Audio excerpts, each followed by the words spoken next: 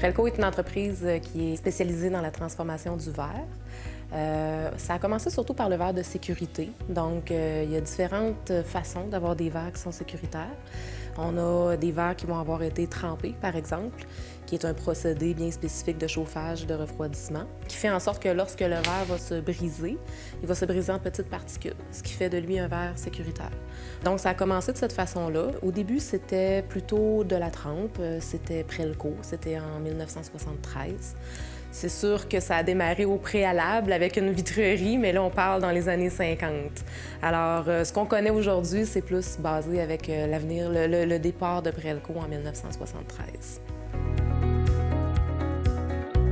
En 1988, il y a eu une fusion entre Prelco et la Vitrerie Générale. Lorsque cette fusion-là a eu lieu, c'est là que le groupe a commencé à prendre de l'expansion de façon assez considérable. Aujourd'hui, on connaît un groupe qui a 7 différentes divisions à travers 4 différentes provinces canadiennes.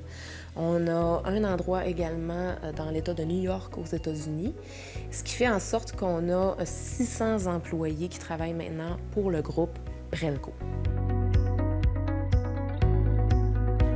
L'entreprise œuvre dans 3 différents marchés. Le premier marché, c'est ce qu'on appelle le marché architectural.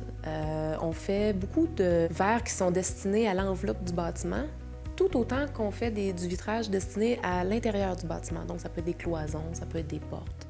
Entre autres, on a fait des projets comme le Centre Vidéotron à Québec. On a fait des projets comme l'Université Ryerson à Toronto. C'est des projets quand même d'envergure où il y a énormément de vitrages. On parle d'édifices qui peuvent avoir jusqu'à 8 étages. On a un autre créneau qui est le créneau industriel, comme par exemple des pare-brises pour, comme le métro de Montréal, entre autres, qu'on travaille présentement. On fait aussi des vitrages pour Prévôt-Corps. Et on fait également du vitrage pour le domaine militaire, donc des vitrages par balles qui doivent résister à certains niveaux de menaces.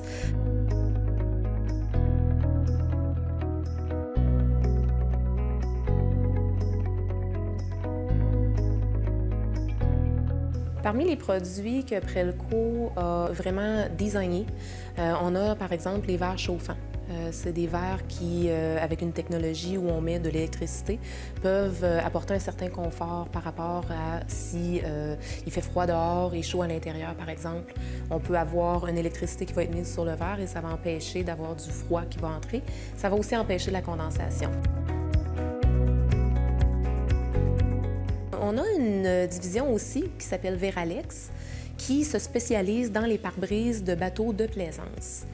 Cette entreprise-là a également un brevet dont elle dispose, qui fait en sorte que le pare-brise a l'air d'avoir aucun espèce de cadrage à l'arrière. Donc, les vitrages ont l'air d'être suspendus finalement sur le bateau de plaisance. C'est très joli. On a un autre produit aussi qui s'appelle le Prelshade, qui est un verre dynamique. C'est un verre qui va se métamorphoser sans l'intervention humaine lorsque le gain de chaleur dans un édifice est trop grand. Et on a récemment un projet qu'on fait sur la tour du CN où est-ce que c'est ces verres-là qui ont été choisis pour être installés. Donc ça, c'est un projet d'une belle valeur pour nous parce qu'on trouve que c'est des produits qui sont d'avant-garde et c'est des produits qui cadrent bien avec notre philosophie. Comme l'entreprise est certifiée ISO 9001-2008, tout bientôt 2015, c'est très important d'être rigoureux en tant que fabricant de verre. On se doit de faire des contrôles qualité fréquents, comme par exemple valider le niveau de trempe pour s'assurer que le verre est bel et bien sécuritaire, que les particules sont suffisamment petites. Vérifier la courbure, comme par exemple pour le pare-brise sur les bateaux de plaisance. La courbure se doit d'être impeccable pour bien pouvoir être placée sur le bateau. On doit aussi faire des validations au niveau des normes et s'assurer qu'on entre dans les normes qui régissent notre industrie.